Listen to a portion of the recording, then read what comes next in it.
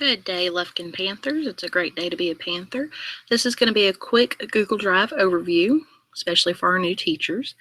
Google Drive is similar to your H Drive, except you can access it through any internet device or apps on your phones. You can get to it by going through google.com and looking for the Google Apps square, and then there's Drive. Or you can even just type in drive.google.com. And so this is my drive. Quick access are your recent files. These are the most recent. Under that, your folders come first. They're listed first, and then individual files. If it's a Google Doc file, it'll be a blue square. If it is a Google Slide, it will be an orange square. And if it's a Google Sheet, it'll be a green square. Now, generally when you upload, like this is a PowerPoint, it shows up as a purple or an orange P for PowerPoint, blue W for Word, etc., etc. You can open it up from there and you get this black screen, and then open with Google Slides, and that's how you're able to edit. Now just be warned, sometimes you'll lose some formatting, so just be aware. And now it's open, and now I have that as a Google Doc and as a PowerPoint. I have them both right here in my drive. If you want to change where everything that uploads is automatically Google and editable, you can click this settings in the top right, settings, and then this second box right here says convert uploaded files to Google Docs. If that is clicked, anything you upload will automatically convert and be a Google Doc, which is just easier for me, but that's personal preference. You don't have to do that, as several people like to have both copies. They like the original with the formatting the way they like it, and then the Google Doc. To upload, you come over here to this new button. On my computer, it's blue. I've noticed on some teachers' computers, it's white, but they all say new. This is how you make a new folder. This is how you do a single file upload, and this is how you do a whole folder. So if you have an entire folder on your computer that you want to upload, you just click on it, go find wherever it's at, and then upload it. All right. This is also how you create new Google Docs, new sheets, new slides, or my personal favorite, Google Forms. In your Google Apps in your top right, you can also get to Docs, Sheets, and Slides from there. So again, personal preference on how you want to get there. I have right here now. You can change that to a list view if you prefer the list view. I prefer the block view, so you just click that to change it back and forth however you want it. All right. To share something, you can either right click and then share, or if you left click and highlight it, make sure it's blue, you can go to the share person up here and share. So there's multiple ways to do the same thing. And again, it's personal preference. So I want to share this document. So I'm going to click on the person, and there's two ways. I can start typing a name, and they pop up. So there she is. And then I can add a note, which will go to their email and send it. I can do it that way. Or I can do get shareable link, turn that on.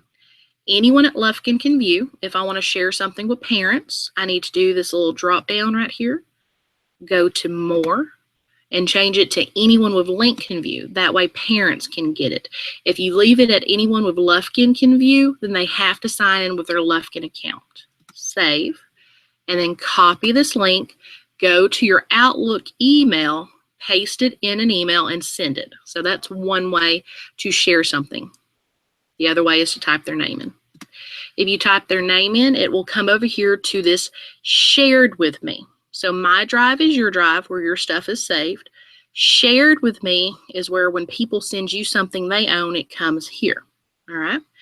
If you want to add it to your drive where you can edit it, you right click and then add to my drive, and it'll show up here and you can move it and put it into folders. Now beware that anything you change on something someone shared with you, it'll change on their end. They could have sent it to you as view only where you can only see it, but if they send it where you can edit it, anything you change changes on there. Now one way to stop that, if you want to do your own and them have their own, you can make a copy, and it just says a copy has been created. So now it's in your drive, my drive, and it usually shows up in the C's as copy. Here we have copy and copy. And now you can change whatever you want to change, and it won't change on their end. All right. So if you're collaborating, you do want it to change. If you're not collaborating, you don't want it to change. All right. Some other options you have is this Add Star, and I just right-clicked to get this drop down. The Add Star puts it over here in Start, and those are your favorites. I use this for the presentations and documents I know I'm going to be accessing on a daily basis. So this is everything I get into all the time, and that's under Start. Start is basically favorites. You also have a trash. If you throw anything away and you didn't mean to, you can go back into trash and find it. So I'm still in my drive. Team drives are new this year. These are basically like your shared drives on your regular computer, and you create one by right-clicking on it, new drive, and I'm just going to name mine Practice. These are great for your teams, like it says Team Drive.